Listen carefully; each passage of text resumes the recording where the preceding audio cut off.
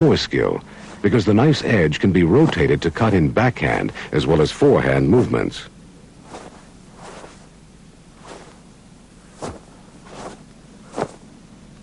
Many targets are vulnerable to this technique.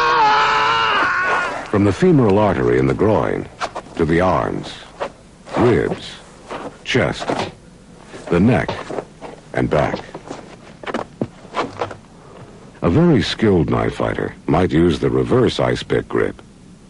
Here the cutting edge is held to the outside for an effective forehand slash, which is followed by backhand stabs.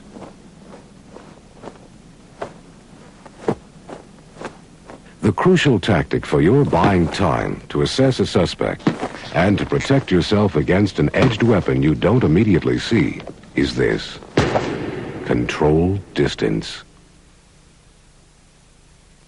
Many officers, like the one on the left, really believe if they're close to the action, they're in control. But this attitude disregards the proxemics of the situation. That's the relationship between distance and the threat level produced by the weapon present. A common problem whether there's one officer involved or the whole shift. What about officers responding on the street below this offender? Are they too close to his gun threat? They're ignoring the concept of the reactionary gap, the distance you need from a potential threat to defend yourself if an attack is launched. For firearms assaults, a reactionary gap can be a half mile or more if good cover isn't available. To defend yourself against assaults from hands and feet, you need a reactionary gap of about 10 feet. Most officers think that's good enough for edged weapons too. But this unrehearsed training exercise shows just how fast a knife offender can shrink your reactionary gap. Here, officers have been told to investigate suspicious circumstances at night in a warehouse and react to what they find. At first glance, this officer's distance from the suspect looks safe enough. But an attacker can easily cover this distance faster than most officers can draw their guns. Remember, when you close the distance between yourself and the suspect, do so only by purposeful decision.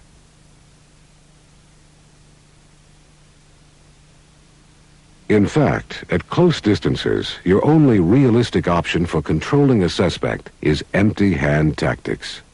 Yet when officers are asked how they would control a knife attacker, they usually say, "I'd shoot him," forgetting that they may not have time to in reality. Here, still unrehearsed, is what really happens when officers assume they can automatically use deadly force against a knifer. They stand their ground and try to draw. Or try to draw and disengage simultaneously. Or even worse, try to draw, fall down, and shoot. And they lose. Because time and distance work for the offender and against the officer. With a reactionary gap of about 1 foot or less, it's impossible for you to react quickly enough to even touch your holstered sidearm once the attack begins. At about 5 feet, the average officer can't even get his sidearm unholstered. Unless your sidearm or baton is already out, you'll have to rely on physical control at 5 feet or less. At about 10 feet, you might get your sidearm out, but you probably won't get a shot off. A suspect with a knife can close 7 paces and deliver deadly force in less than 1 1/2 seconds.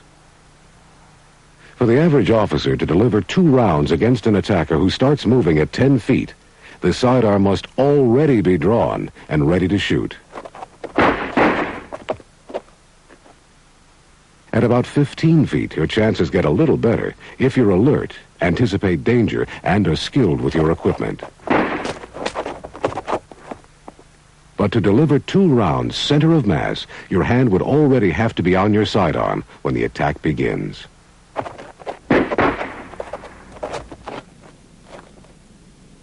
Tests with hundreds of officers reveal that in most cases, a minimum reactionary gap of 21 feet is required to react and deliver at least 2 rounds and to have enough time to move out of the attacker's path. And in certain other situations, you'll need more distance. Spring-loaded knives, like the ballistic knife, require a reactionary gap of about 40 feet. Blowguns have been known to be accurate at 70 feet.